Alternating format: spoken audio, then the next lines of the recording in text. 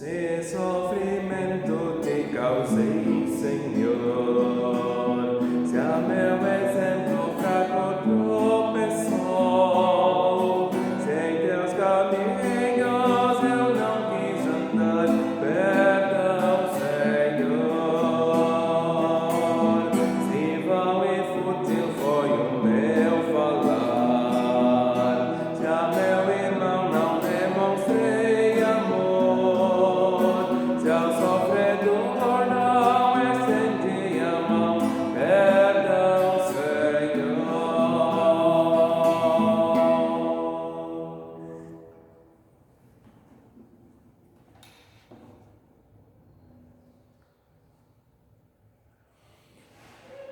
Finalmente, irmãos, orai por nós, para que a palavra do Senhor se propague e seja glorificada, como também está acontecendo entre vós. 2 Tessalonicenses, capítulo 3, versículo 1. Com estas palavras, que são o lema da semana que se inicia neste 1º de novembro de 2020, 22º domingo após Pentecostes, saúdo todas as pessoas que assistem a esta gravação, de maneira especial os membros da comunidade evangélica de Lomba Grande e os membros da comunidade evangélica de Confissão Luterana Feitoria. Deus abençoe este momento de meditar, orar, cantar, esse momento que realizamos exatamente em nome do nosso Trino Deus, que é Pai, Filho e Espírito Santo. Amém.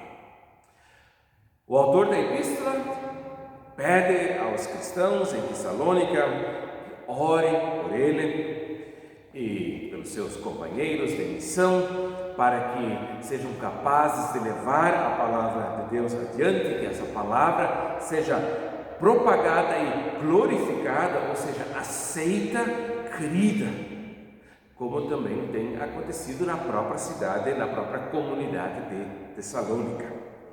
Na sequência, nós vamos meditar a respeito do ministério da palavra, das pessoas que têm responsabilidade por anunciar a palavra de Deus de forma correta, de forma honesta, de forma que corresponda realmente à vontade de Deus e que alcance as pessoas, né? Que não apenas diga o que o egoísmo humano quer ouvir, mas que realmente com honestidade e verdade anuncia a palavra de Deus. O autor da carta pede por oração para que a palavra de Deus seja propagada, seja anunciada e glorificada, e isto ela só vai poder fazer e ser glorificada se a palavra for pregada de maneira pura, correta, adequada, e se as suas testemunhas também derem um bom testemunho, não apenas em palavras, mas também em ações. Leio do profeta Miqueias, capítulo 3, versículos 5 até 12, o texto do Antigo Testamento previsto para este 22º domingo após Pentecostes. Assim diz o Senhor acerca dos profetas que fazem errar o meu povo e que clamam paz quando tenho que mastigar, mas apregoam guerra santa contra aqueles que nada lhes metem na boca. Portanto, se vos fará noite sem visão e tereis trevas sem adivinhação. Por-se-á o sol sobre os profetas e sobre eles se enegrecerá o dia. Os videntes se envergonharão e os adivinhadores se confundirão. Sim, todos eles cobrirão o seu bigode, porque não há resposta de Deus. Eu, porém, estou cheio do poder do Espírito do Senhor, cheio de juízo e de força, para declarar a Jacó a sua transgressão e a Israel o seu pecado. Ouvi agora isto, vós, cabeças de Jacó, e vós, chefes da casa de Israel, que abominais o juízo e perverteis tudo o que é direito, e edificais a Sião com sangue e a Jerusalém com perversidade.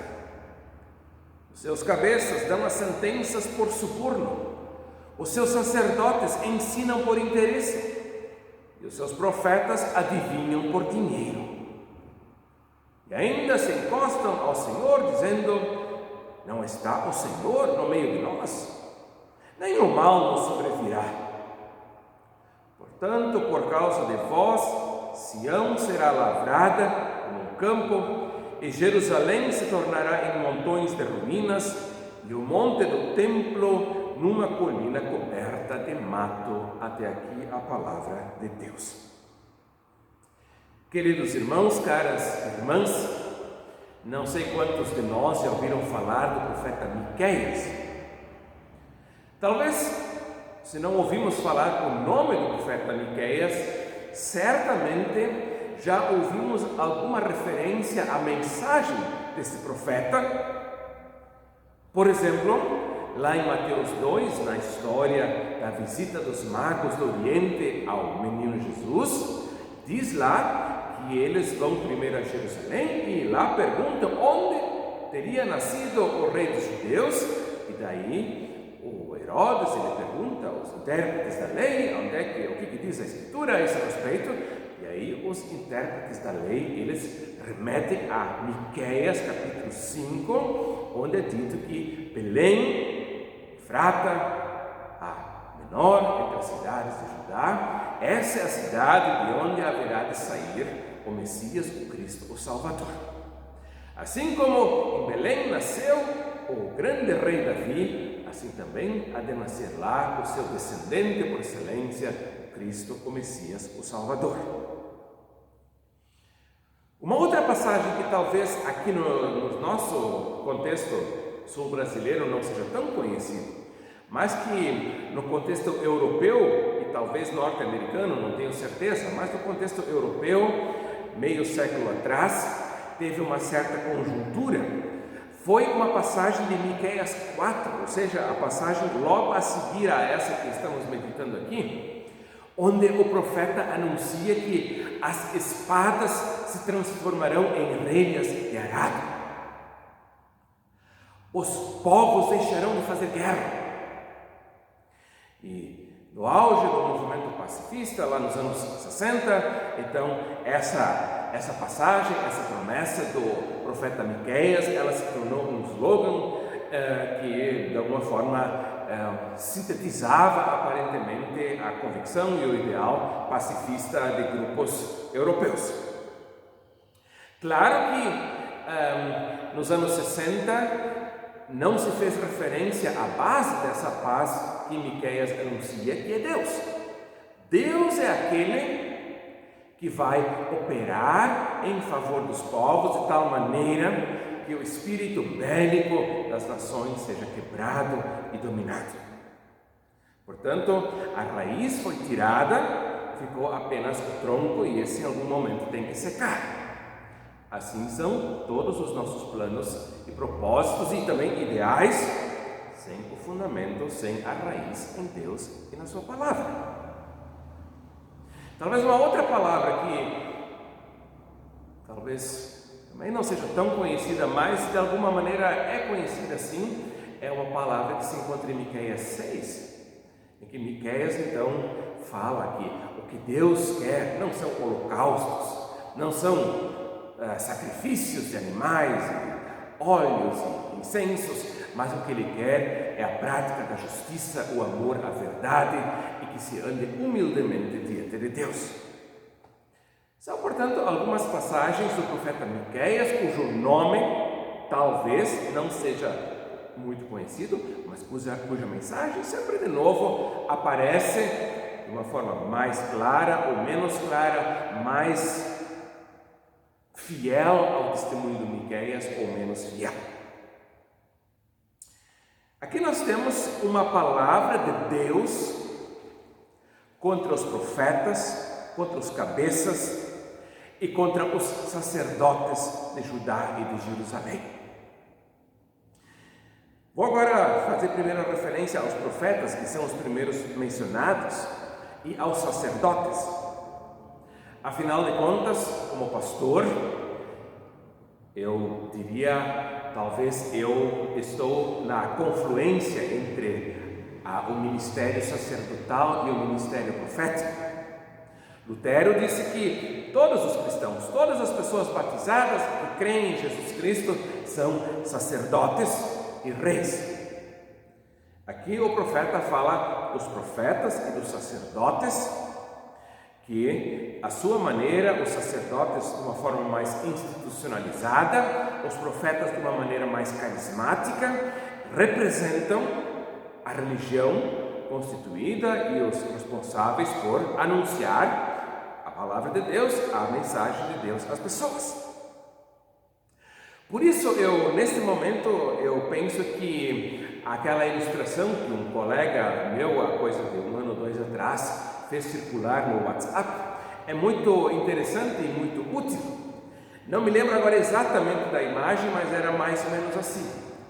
O colega, não sei como é que se faz isso tecnicamente, mas ele montou uma câmera fotográfica em algum lugar de uma igreja e fotografou a si mesmo sentado em várias posições, em vários bancos da igreja, e fez uma montagem em que então o colega aparecia em 8, 10 ou 15 lugares da igreja.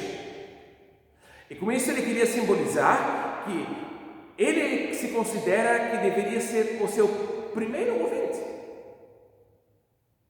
Que os pastores, eles não estão falando só para aquelas pessoas que estão sentadas no banco, mas eles devem se considerar como eles mesmos, sentados nos bancos e como pessoas que precisam ouvir a palavra de Deus. E aqui a palavra de Deus se dirige exatamente àqueles que são responsáveis, não só a esses, mas também a esses que são responsáveis por anunciar a palavra de Deus, por assim dizer, como alguns gostam de dizer, ministrar a palavra de Deus. Assim diz o Senhor a respeito dos profetas que fazem errar meu povo e que clamam paz quando tenho que mastigar. Não quero agora apontar o dedo para ninguém, não quero agora citar exemplos concretos, cada qual deve conhecer uma que outra história, uma que outra situação que é divulgada nos meios de comunicação, na internet, na televisão.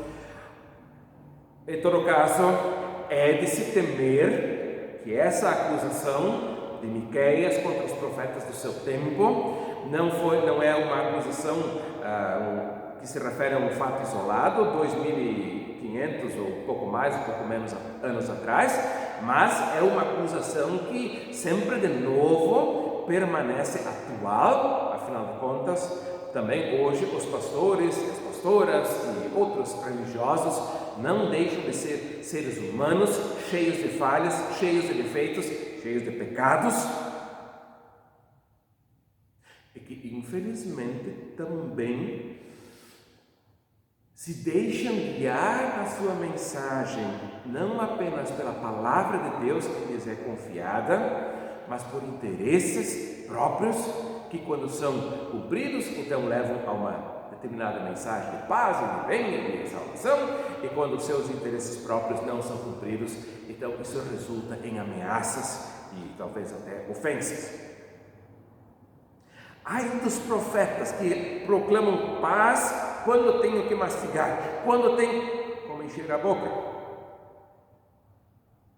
Portanto, se vos fará noite sem visão e tereis trevas sem adivinhação. Miqueias aqui não afirma que esses profetas não são profetas. Eles são. Eles sabem qual é a mensagem de Deus para as pessoas, mas eles a pervertem. Conscientemente a distorcem para agradar os seus ouvintes que agradam a eles. E agora sim, em consequência disso, Deus vai, por assim dizer, cortar a conexão, vai apagar o sinal e vai fazer com que esses profetas que distorcem a mensagem de Deus fiquem sem visões e sem adivinhações. Pôr-se-á o sol sobre os profetas e sobre eles se enegrecerá o dia. Aqui nós já temos um linguajar que vai apontar até lá no Apocalipse um anúncio, uma mensagem a respeito do juízo final. O dia, a luz, simboliza paz, bênção, salvação. Ao passo que a noite, as trevas simbolizam sempre de novo a condenação e a perdição. E sobre esses falsos profetas, ou melhor dizendo, profetas que falsificam a palavra de Deus, se enegrecerá o dia. E agora vem o Miqueias, que diz: eu, porém, estou cheio do poder do Espírito do Senhor, cheio de juízo e de força, para declarar a Jacó, o povo de Deus, a mensagem de Deus. E aqui essa mensagem de Deus, ela é sintetizada da seguinte forma: declarar a Jacó a sua transgressão e a Israel o seu pecado. Esse é talvez um dos não sei se dá para chamar de dramas, mas uma das talvez feridas abertas do ministério pastoral, que sempre de novo suscita indagações, perguntas, medos e preocupações. O que o pastor faz? Pois é, eu falei no início dos profetas que anunciam paz quando tenho que mastigar, mas na nossa igreja nós bem sabemos, as pessoas que estão sentadas no banco são exatamente aquelas que pagam o salário do pastor. E agora a pergunta é: como é que o pastor deve se dirigir a essas pessoas? Claro que nenhum pastor deve ter prazer em apontar o dedo para as pessoas. Nenhum pastor deve ter vontade de, quem sabe, fazer alguém passar vergonha, passar por alguma situação de constrangimento. E no entanto aqui o Miqueias, ele condena em nome de Deus esses profetas que deveriam anunciar a palavra de Deus, mas que se deixam seduzir por ofertas, por presentes, por pagamentos, e com isso são levados a distorcer a palavra de Deus, e em vez de anunciar, denunciar a transgressão e o pecado de Israel, ficam anunciando paz e salvação. Ouvi agora vós, cabeças de Jacó, chefes da casa de Israel, que abominais o juízo e perverteis tudo que é direito. Aqui agora a palavra não se dirige apenas aos mensageiros da palavra de Deus, mas se dirige àqueles que têm o poder de julgar. Interessantemente, aqui não se está, pelo menos não diretamente, se falando de uma classe econômica, de uma elite econômica, mas no caso de um poder judiciário. Vocês que deveriam defender os inocentes e condenar os culpados, defender os indefesos e condenar os violentos. Vocês abominam o juízo, pervertem o direito, edificam a Sião com sangue e a Jerusalém com perversidade. Aqui nesse aspecto nós poderíamos dizer, aqui há uma expressão de uma prosperidade que é construída às custas do sangue de pessoas. Os seus cabeças dão as sentenças por suborno, e os seus sacerdotes ensinam por interesse, e os seus profetas adivinham por dinheiro. Essa é a situação em Israel, em Judá, 2.500 anos atrás, mais ou menos. O Miqueias, 2.700 anos atrás, e essa mensagem aos poucos também foi sempre de novo reescrita. O poder judiciário, o poder religioso institucional, o poder religioso carismático estão corrompidos. Não anunciam a palavra de Deus e não praticam a vontade de Deus. Ainda hoje, o Miqueias está na nossa Bíblia e está aí para ser meditado e ouvido. Deus, evidentemente, quer salvar a todos nós. Não foi por outro motivo que Ele enviou seu Filho Jesus Cristo para nascer, viver, morrer e ressuscitar por nós e em nosso favor. E, no entanto, algo que por circunstâncias dadas pelos textos que têm sido abordados nas últimas semanas, eu sempre de novo tenho repetido, mas não é intenção minha enfatizar isso. Penso que são os textos que nos colocam isso na mão e nos chamam a essa responsabilidade, tá? E no caso específico aqui hoje, chamam a responsabilidade os mensageiros da palavra de Deus que não estão aí para bajular, para pregar salvação, sim, mas não para bajular, não para ganhar vantagem, não para pregar paz e segurança às custas do direito, da honestidade, da verdade e da justiça. E assim também, aqui temos ainda a referência aos juízes do povo. Aqui agora deveríamos ampliar o leque para um contexto também social que ultrapassa um pouco os limites da igreja. Esse limite aqui talvez é um pouco mais difícil de nós ultrapassarmos no tempo de Israel, em que o grupo social e o grupo religioso eram praticamente idênticos, então a mesma mensagem podia se dirigir a vários grupos. Hoje aqui vou focar especialmente em cima da responsabilidade dos mensageiros da palavra de Deus de pregassem salvação, paz e bênção, mas não às custas da verdade, do direito e da justiça. Cantei no início, e no número 36, as estrofes 1 e 2, se sofrimento que causei, Senhor, um hino de confissão de pecados, e quero agora cantar ainda as estrofes 3 e 4 deste hino.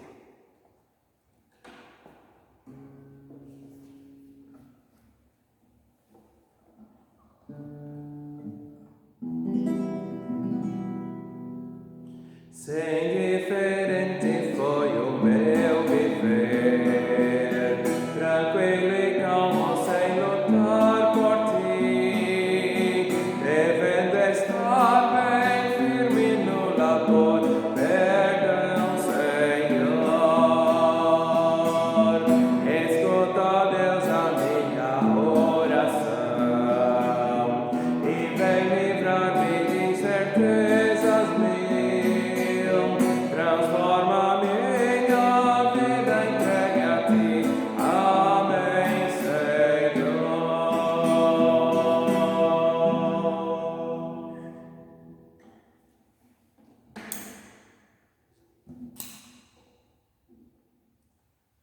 Oremos. Graças, Senhor, pela tua palavra que salva, que perdoa, que consola, que transforma, que renova,